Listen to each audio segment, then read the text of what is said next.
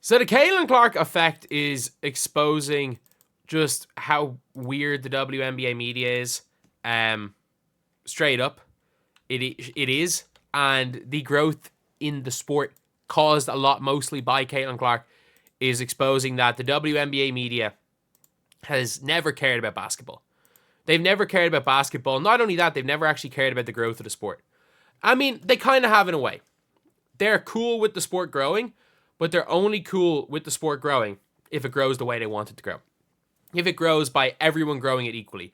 But the problem is, my biggest issue is this, is that if it grow, they're talking about it growing all equally.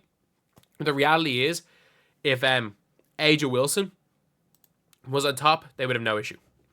Because the problem is that it's not growing in the way they wanted it to grow. Because when people are talking about growing the game, people are talking about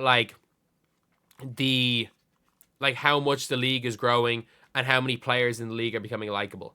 I think the old WNBA media have a problem that, ironically enough, I don't think it's just a Caitlin Clark problem. I think they have a problem with the fans choosing who they're fans of.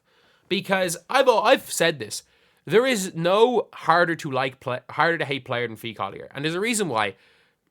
If you came into the WNBA and you're a fan of a player, you were a fan of basketball, you became a fan of Nafisa Collier. She plays the game the right way. She cuts. She plays defense. She's physical. She's physical but not dirty. She shoots the ball. She passes. She doesn't do dumb things on the floor. You become a fan of Fee Collier. But when it comes to Unrivaled, this article came out and it basically said here that a six-figure base salary outside our equity stakes, but both players and agents have been told upfront the league will not take a one-size-fits-all approach towards compensation.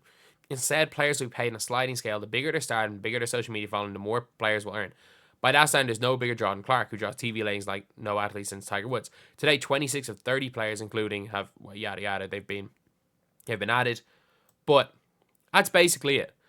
And the reality is that social media followers, and people are like, oh, but Angel Reese has more social media followers than Caitlin Clark. People don't realize Caitlin Clark barely uses Instagram, and Angel Reese is a social media influencer. And that is not a knock on Angel Reese, by the way. If you were to ask me, let's just say you were hosting a celebrity party or something. Maybe you would want Caitlin Clark because it's just that rare. But Angel Reese is a social media celebrity who plays basketball. The majority of Angel Reese's social media fan base is there to watch Angel Reese. Most Angel Reese Instagram followers are more interested in her pre-game fits than her basketball. Whereas the opposite for Caitlin Clark. Most people that are fans of Caitlin Clark are fans of the basketball. The extra stuff is the extra stuff, but it's mostly for the basketball. But that being said, the way the scale should be is Caitlin Clark, the most paid by a good bit, followed by Angel Reese. Angel Reese should be the second highest paid player in this league, followed by Stewie Fee, followed by Kelsey Plum. That's what the top five should be. Maybe Satu. In there. But you now see right here, a journalist here saying, and this is where I'm like, this is the worst. This is actually this sums it all up. Curious to see how other players would feel. I know everyone will have ownership share, but not sure if that includes a media deal. Truth is, Caitlin Clark is not nearly close to Messi. No shit. If Unrivaled stands for fairness, what? What do you mean, if Unrivaled stands for fairness? I mean, I'm sorry, is it fair to pay Brittany Sykes the same amount as Caitlin Clark? Is it fair that Caitlin Clark gets paid $70,000 in the WNBA? This is not there's no CBA. The owners are TNT. There's one owner. There's realistically one big owner, and they can pay whatever they want. There's no CBA.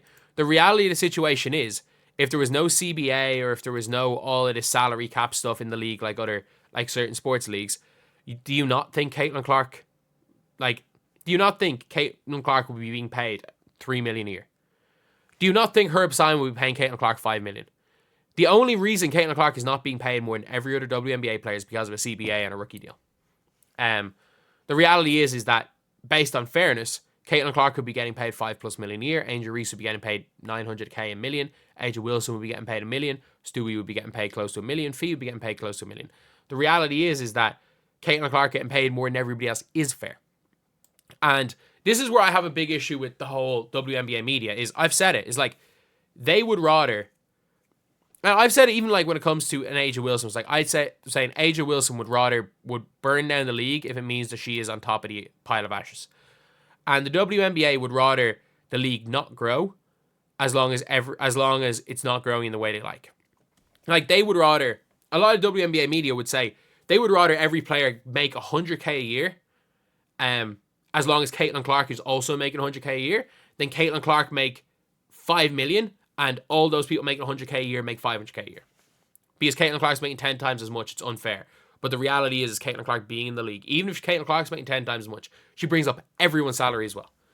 But can't possibly imagine how Dejanay Carrington, who was one of the main targets of racism due to her rivalry with Caitlin Clark, will feel if Caitlin Clark is rewarded with a 7-figure deal despite multiple players' efforts to get her to stand by them. I wonder how Caitlin Clark would feel playing in a league where one of the players tried to, well, whether it would be unintentional or intentional, almost gouged her eye out. And how Dejanay Carrington would feel. And I mean this, she wouldn't do this, but if one of Caitlin Clark's things, like it would be bad optics, she wouldn't do it. But if one of Caitlin Clark's things where I will play in this league if Dejanay is not in this league, Dejanay would be kicked out of the league tomorrow. Like, let's be real. Really hope Stewie and Fee are not taking this lightly and that they're being properly advised. Yeah, if they are being properly advised. I'm guessing properly advised by her measurement is make sure Caitlin's not in this league. But the reality is they're being properly advised. It's very important to choose what venture capital you want backing your start. At the end of the day, they'll have the final say. The reality of the situation is that they are being properly... Oh, that's for the NBA channel. They are being properly advised. And with them being properly advised, they are being properly advised on how to make this league a success. And what people don't seem to realize in the WNBA is Unrivaled being a success this year is not the be-all and end-all. The reality is that Unrivaled existing for 10 years and having a league there so the players don't have to go overseas is much more important than a gotcha moment right now.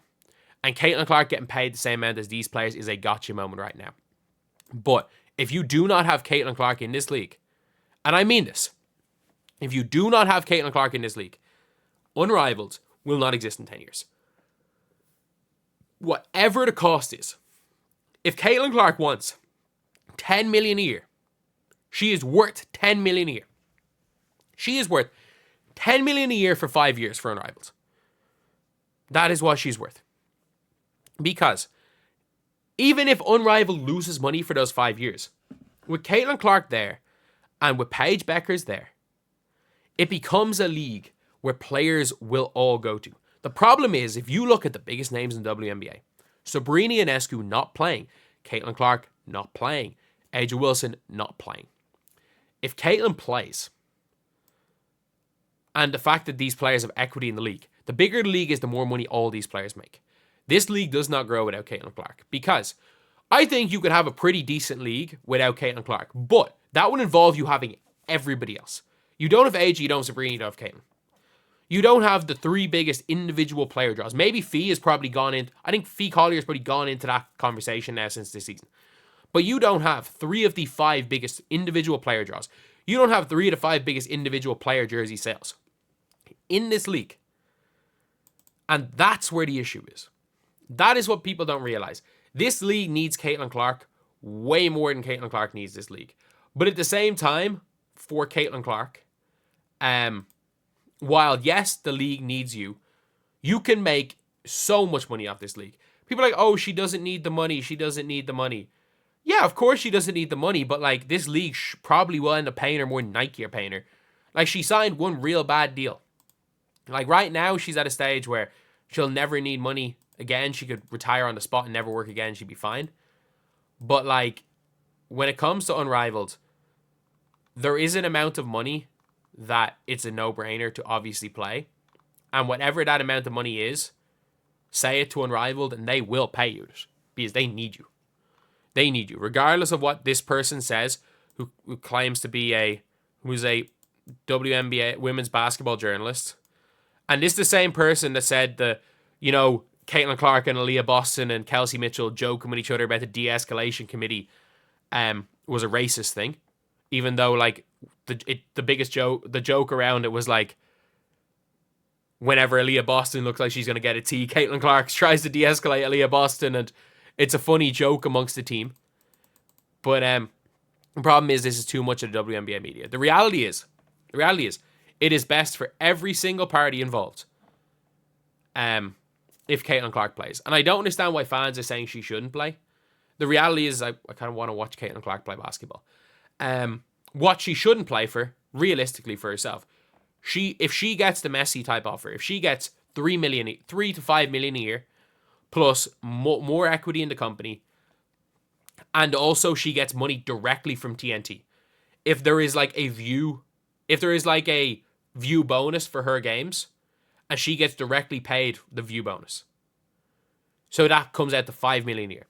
$5 million to play in a league. And the whole thing is that if it does well, it can grow and grow and grow and grow. And in hindsight, that might be, especially with the equity thing, the league doesn't grow without her.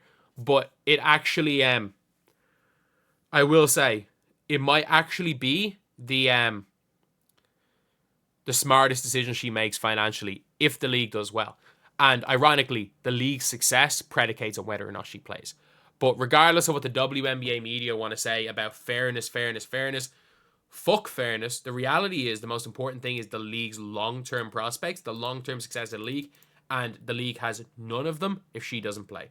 Because Juju Watkins is a lot more Caitlin Clark than Paige Beckers, and I know Paige Beckers is going to play, but the biggest